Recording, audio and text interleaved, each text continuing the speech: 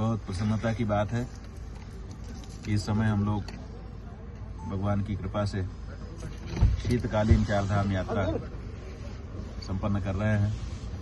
यमुनोत्री धाम, फिर गंगोत्री धाम, फिर केदार धाम, जोशीमठ से चल करके अब आज अंतिम पड़ाव ज्योतिर्मठ में भगवान बद्रीश के दर्शन के लिए जा रहे हैं। ये एक अलग तरह की धारणा लोगों की बन गई है कि शीतकाल में भगवान की पूजा नहीं होती है। पूजा होती है, उसके स्थान निर्धारित हैं और वहां पर यात्रा करने से पूजा का फल भी मिलता है। और कुछ लोगों के मन में ये बात आ गई है कि इस समय तो शीतकाल है, बहुत ठंड होगी, लेकिन ऐसा कुछ नहीं है। ठंड तो है, लेकिन बहुत सामान्य सी ठंड है और आनंद अपार है। और जब ग्रीष्मकाल में आप आते हैं उस समय और शीतकाल में जब आते हैं उस समय, दोनों समय में अंतर क्या है? देखिए, पुण्य का तो कोई अंतर नहीं है, क्योंकि धाम की यात्रा तो किसी भी समय करो वही पुण्य मिलने वाला है। लेकिन अंतर एक बात का है कि जब ग्रीष्मकाल में आप आते हो तो भगवान के सामने इतनी भीड़ रहती है कि ना तो भगवान आपको ठीक से देख पाते हैं, ना आप भगवान को ठीक से देख पाते हैं। लेकिन शीतकाल में अभी लोगों का ध्यान नहीं है तो भगवान के सामने आकर के भगवान से खूब संवाद होता है। तो हम लोग तो खूब आनंद लेकर के चल रहे हैं। आज ये यात्रा ज्योतिर्मठ में संपन्न होगी।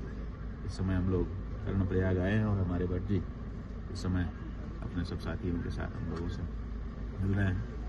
हम आपके माध्यम से देश भर के उन सनातन धर्मियों से अनुरोध करना चाहेंगे कि शीतकालीन जो उत्तराखंड के चार धामों की यात्रा है उसका एक अलग ही आनंद है, एक अलग ही आह्लाद है और उसको प्राप्त करने के लिए भी आप लोग ज्योतिष पीठाधीश्वर 1008 स्वामी मुक्तेश्वर शरणानंद जी, शंकराचार्य जी महाराज, जो कि शीतकालीन यात्रा का जिन्होंने बीड़ा उठाया है और इस संदेश के माध्यम से हम भी जो है महाराज जी के सुर में सुर मिला करके आह्वान करते हैं पूरे भारत का कि चार धामों में पूजा अनवरत जारी है।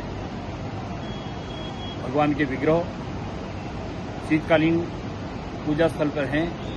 12 महीने ईश्वर की पूजा होती है। आप आइए, दर्शन कीजिए।